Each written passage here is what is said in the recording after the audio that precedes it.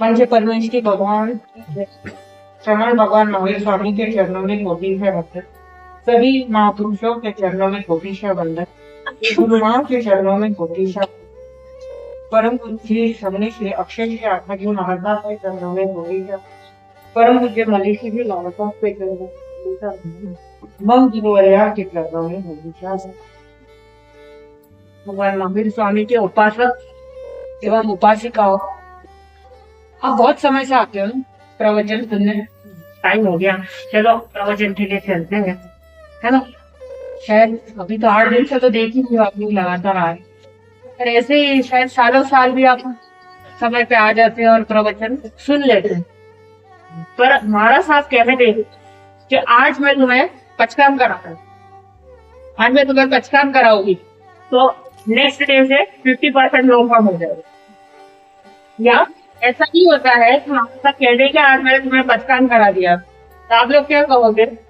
पहले तो डरते डरते हाथ जोड़ोगे, तो फिर कहोगे ठीक है पचकान कर रही है, छूट दे दे हमारा सब कहेंगे ठीक है पचकान कर रहे छूट दे देंगे। पर छूट कैसी? तो कहते सुख दुख में छूट दे दो। तो पचकान करना है, सुख में भी छूट चाहिए और दुख में भी छूट चाहिए। कैसा पचकान है ये? कोई पचकान हुआ भला? हमारे महाराज साहब तो कहते हैं कि आप नैया में बैठ के जा रहे हो, छूट मतलब छेद होना। नैया में एक भी छेद हुई तो पानी तो आना ही आना है। मतलब आपने पचकान में इतना सारी आधार रखा, पचकान टूटने की पूरी पूरी संभावना है। आज इनका विशेष महापुरुषों के दीक्षा दिन है। हम सुनते हैं हरीश लाल, मैंने कभी उनको देखा नहीं। यहाँ तक कि आचार्य सम्राट आनंद ऋषि जी महाराज साहब के बारे में भी सुना है, उनके भी दर्शन नहीं कर पाया।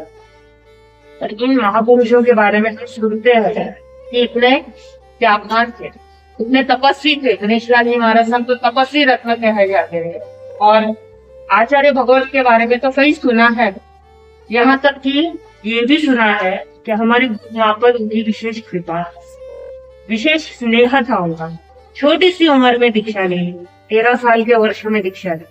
आज आपको भी एक नियम करना हो तो आपको इतना सोचना पड़ेगा। तो छोटे से बालक ने इतना बड़ा नियम ले लिया, इतना संसार को त्याग दिया। सोचो, हम एक नियम लेने के लिए इतना सोचते हैं, नहीं हमारा सब पचकान टूट जाएगा। कैसे टूटेगा? जब तक आप उस पर दृढ़ रहोगे टूट ही नहीं सकता। आपका मन डामाडोल हो जाएगा। इसलिए अपने मन को पक्का कर और एक कम से कम एक नियम, इससे क्या होगा? हमारी संकल्प शक्ति बढ़े। कई लोग ऐसा होते हैं, रोज सवेरे सोचते हैं ये करना ये करना ये करना, अपनी लिस्ट बना के रख देते हैं मुझे इतने काम करने, और दिन के एंड में देखोगे तो एक ही काम होता है। कई बार ऐसा क्यों होता है कि हम संकल्प नहीं लेते, हम सोचते कोई बात नहीं, आज नहीं तो कल हो जाएगा। तो कल किसने देखा है? क्या पता कल का, कुछ भरोसा थोड़ी है। इसीलिए आज जो लिया है वो एटलीस्ट आज तो पूरा कर दो। अपने संकल्पों में आज तो दृढ़ रहो। इसीलिए आप सब संकल्प लो कि महापुरुषों के दीक्षा दिन के उपलक्ष्य में हमारे छोटे महाराज साहब संयम श्री जी महाराज साहब, आप सबके लाडले महाराज साहब, उनका दीक्षा दिन, उनके निमित्त से नियम, एक छोटा सा नियम से शुरुआत। इनके बारे में मैं बताऊंगा। 2013 में महाराज साहब का चातुर्मास हुआ था वड़गांव शेरी के ऊपर, और इनका संयोग बना कि वो स्थानक में गए और महाराज साहब से जुड़ गए। तब से ही उनकी भावना थी कि मैं दीक्षा लूं। मन में वैराग्य नहीं था, पर महाराज साहब के प्रति स्नेह वात्सल्य था। तो ऐसा लगता था कि नहीं, महाराज साहब के साथ रहना चाहिए। उनके साथ रहते रहते वैराग्य भाव दृढ़ होने लगा। जब घर पे बताते हैं कि मुझे दीक्षा लेनी है तो सबसे पहला क्या रिएक्शन होता है? मोहित तो कहते मुझे दीक्षा लेनी है तो क्या कहोगे? बैठ जा घर पे, कहीं जा, आज से घर के दरवाजे बंद। बताइए अच्छा तैयार प्राय पेरेंट्स ऐसा, घर वाले ऐसा कह देते हैं कि आज से बंद, बहुत हो गया हमारा सबके पास। ऐसा ही होता है, जब तक बच्चे आते नहीं तब तक माता पिता शिकायत कर दे, महाराज साहब स्थानक में या आगे नहीं। और एक बार बच्चा स्थानक में आना शुरू कर देता है तो माता पिता का दिल धड़कन शुरू बढ़ जाता है, हमारा सब गए हो देखो। और घर वाले क्या कहेंगे, घर वालों से ज्यादा तो आजू बाजू वाले कह देते हैं, आस पड़ोस वाले ज्यादा कह देते हैं। वो लोग कहते हैं कि गयो हमको छोड़ो, गयो हम गई जा गई, तो इससे ज्यादा डर मन में बैठ जाता है। इसी प्रकार से इनके परिवार वालों ने भी मना कर दिया, स्थानक नहीं जाना। इन्होंने भी अपने आप को समझाया, ठीक है माता पिता की इच्छा नहीं है तो मैं स्थानक नहीं जाऊंगी। तब थे कितने थे, छोटे से थे, एज का नजर है 14-15 साल की उम्र थी। नहीं है माता पिता की इच्छा, मैं नहीं जाऊंगी, पर अपनी इच्छाओं पर तो अपना कंट्रोल है। मेरी है तुम्हारा सबके प्रति भावना को मैं वैसे ही दृढ़ रखती, ऐसा इनका संकल्प था। और इसी के साथ साथ उन्होंने अपनी पढ़ाई जारी रखी, 10, 12 BBA में भी एडमिशन ले लिया। मन में दृढ़ भावना थी कि मुझे महाराज साहब के पास जाना है, पर घर वालों को कह नहीं सके कि मैं जाऊं महाराज साहब के पास। हिम्मत नहीं थी इतनी घर वालों को कहने की, विशेष रूप से दादाजी से डर लगता था, इसलिए उनको कहना बड़ा मुश्किल था। और संयोग ऐसे बने कि महाराज साहब से फिर उसका संपर्क हुआ, और जब वापस संपर्क हुआ तो और दृढ़ता बढ़ गई, और शक्ति आ गई, और सोच लिया अब तो मुझे दीक्षा लेनी ही लेनी है, अब मैं घर पे नहीं रुक सकती। और जब मन में ये भावना आ जाए फिर किसी का डर नहीं लगता, जो होगा तो देखा जाएगा। बस यही संकल्प लेके महाराज साहब के पास आ गए, हमारे पास वैरागन बन के आ गए, दीक्षा दी बन के आ गए। उस समय वो 3rd ईयर में थे, 3rd ईयर BBA चल रहा था, हमारे पास पढ़ाई चल, सामाजिक अतिक्रमण 25 गोल 10 आदि का कंठस्थ चल रहा। और एक दिन कॉलेज से कॉल आया, उनके कॉलेज से फोन आया कि हमारे कॉलेज को रिप्रेजेंट करना है, तो हम सोचते हैं कि सबसे योग्य स्टूडेंट तुम ही हो, तो तुमने रिप्रेजेंट करो।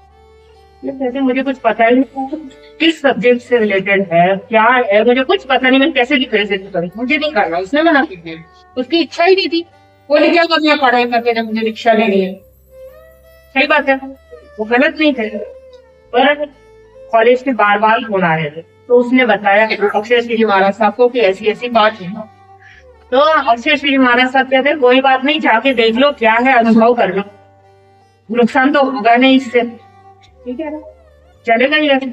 और ये वहां गई, वहां पे कॉलेज को रिप्रेजेंट किया, रिप्रेजेंट करने के बाद वो आगे के लेवल में पास हो गई। और पास होने के बाद उनका इंटरव्यू लिया। इंटरव्यू लेने कौन आए, कैलिफोर्निया यूनिवर्सिटी से लोग आए। इंटरनेशनल लेवल पे चल रहा था तो बाहर गाँव के तो लोग आएंगे, तो कैलिफोर्निया यूनिवर्सिटी से लोग आए और इनके साथ इंटरव्यू कर दे। इनको कहते हैं हमारे कॉलेज में पर्सनैलिटी डेवलपमेंट का आप कराओ, और उसके लिए उनको कन्वेंस करना चाहा। 1 नहीं 2 नहीं, पूरे 5 घंटे तक इनको कन्वेंस करते रहे, पर ये नहीं माने, ये दृढ़ रहे। और इसी के साथ साथ इनको ऑफर दी कि आपको सालाना महीने के 25 लाख रुपए देंगे, आप हमारे यूनिवर्सिटी के लिए आओ। इन्होंने मना कर दिया। ये कन्वेंस करते करते 50 लाख या 75 लाख तक पहुंच गए। जब महीने के 75 लाख यानी सालाना 9 करोड़ तक इनको ऑफर आई, इस सालाना 9 करोड़ यूनिवर्सिटी आपको देने को तैयार है, आप हमारे कॉलेज में आके पढ़ाओ। इन्होंने कह दिया नहीं, मेरा दृढ़ संकल्प है कि मुझे गुरु चरणों में ही रहना है, मुझे कैलिफोर्निया नहीं जाना। इनकी जगह कोई होता तो सोचता कोई बात नहीं, घूम के आते जरा देख कर आ जाते क्या है नौकर कैसे है, देख कर आ जाए। नहीं, उन्होंने सोचा है कि मैंने सुना है कि भगवान महावीर जितनी सारी संपत्ति का त्याग कर सकते हैं, चक्रवर्ती त्याग कर सकते हैं, तो मैं त्याग क्यों नहीं कर सकती। और इन्हीं भावनाओं के साथ उन्होंने अपना दृढ़ नियम पक्का रखा, निश्चय पक्का रखा, और वो महाराज साहब के चरणों में दीक्षित हो गए।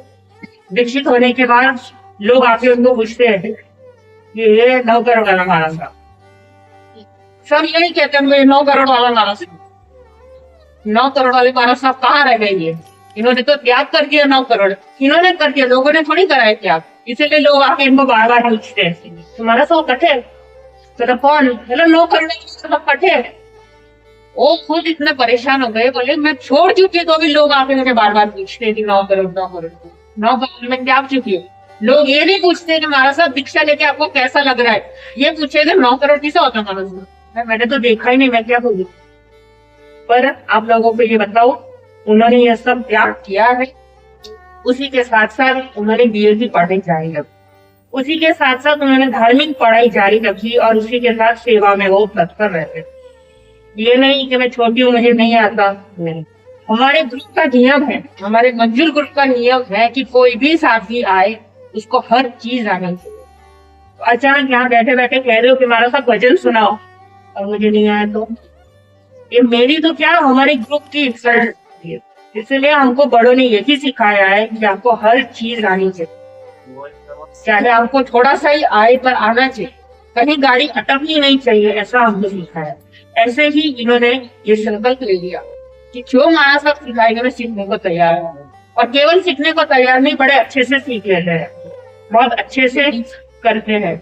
आज भी क्या बोला आज की बताओ, सवेरे बोले श्री महाराज साहब ने कह दिया कि संयम आज तुम्हें प्रवचन देना, जबकि उन्होंने 2 दिन से कहा। इन्होंने सीरियसली नहीं लिया, उन्होंने सोचा कोई बात नहीं, मैं कह दूंगी थैंक यू, आपसे बात है, आपकी बधाई गई, धन्यवाद। महाराज साहब ने कहा ऐसा नहीं चलेगा, तुम्हें कुछ ना कुछ जरूर बताना है। और अभी अभी कोचरी के बाद से लेके जो टाइम मिला 15-20 मिनट का, उतने समय में उन्होंने अपना प्रवचन तैयार किया। इंस्टेंट कर लेते हैं वो, पर उसके लिए हमारा सबकी कृपा है। जमाने में जीते, इंस्टेंट जमाने में जीते, इंस्टेंट तो इंस्टेंट जमाने में सब इंस्टेंट सहयोग भी नहीं। सही बात है, हमारे यहाँ महाराज साहब का सहयोग बहुत मिलता है, बड़ों की बहुत कृपा है। और जहाँ तक मेरे साथ उसकी बात है, आप लोगों को पता है बहन के साथ कैसा रिश्ता होता है बहन का, बस घर में वैसा ही था। 5 साल नहीं मिला बहन का साथ, पर बाद में मिल गया, हर चीज में वो साथ है। चलो भी हमारा सब ऐसा कर, चलो ऐसा करते, चलो ऐसा करते, हर चीज के लिए वो तैयार है। चलो आपका मन है चलो ऐसा कर लेते, मेरा मन है चलो ऐसा कर लेते। जैसे बहनों का प्यार है उसको डिस्क्राइब करने की जरूरत नहीं है, बस ऐसा ही रिश्ता उसका है। ये तो मेरे साथ बताया, ऐसे हमारे ग्रुप के चलते साथी के साथ उसका ऐसा रिश्ता है। ये भी कृपा है बड़ों की कि इस प्रकार से सहयोग मिलता है। और संयम कहूंगी मैं कि 3 योगों पे तो उसने संयम लाने का पूरा प्रयत्न किया है। आगे भी 4 कक्षाओं का क्षय करने का प्रयत्न करें और चतुर्थ पद यानी उपाध्याय बनने के योग्य बने, ऐसी हम मंगल भावना भाते हैं। इन्हीं मंगल कामनाओं के साथ